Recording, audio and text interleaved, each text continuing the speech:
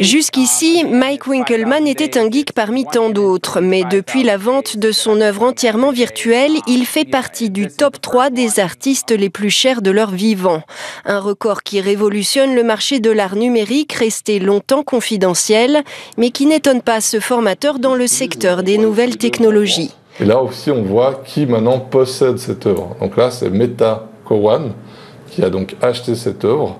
Et ça, c'est vérifiable sur la blockchain. La blockchain, une technologie de stockage transparente et sécurisée qu'on connaît surtout grâce aux crypto-monnaies comme le Bitcoin. Réputé infaillible, ce système permet depuis 2017 d'émettre des certificats numériques d'authenticité appelés NFT. Ça fait plusieurs années qu'il y a des artistes qui proposent des NFT de cette façon-là. C'est complètement en explosion en ce moment. On voit qu'il y a énormément de plateformes qui commencent à se créer autour de ça. Ça permet aussi aux artistes d'avoir un lien direct avec les potentiels acheteurs. Et puis ça permet aussi de faire une œuvre, de la rendre unique. Unique, donc rare et cher. De plus en plus d'internautes connaissent les NFT et depuis 6 mois, les records se succèdent.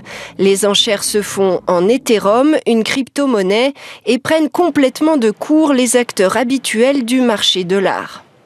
Ce qui est vraiment nouveau, c'est que de jeunes collectionneurs vont acheter sur un simple clic une œuvre sans l'avoir jamais vue. Ce sont souvent des investisseurs qui viennent d'autres milieux, notamment de l'informatique ou des nouvelles fortunes, qui veulent être de cette nouvelle société innovante et très spéculative, il faut quand même bien le dire.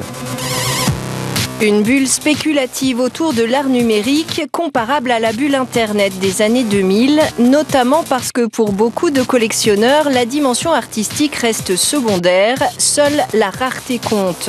La preuve avec ce profil à la pipe pixelisé racheté 7,5 millions de dollars par un acquéreur anonyme.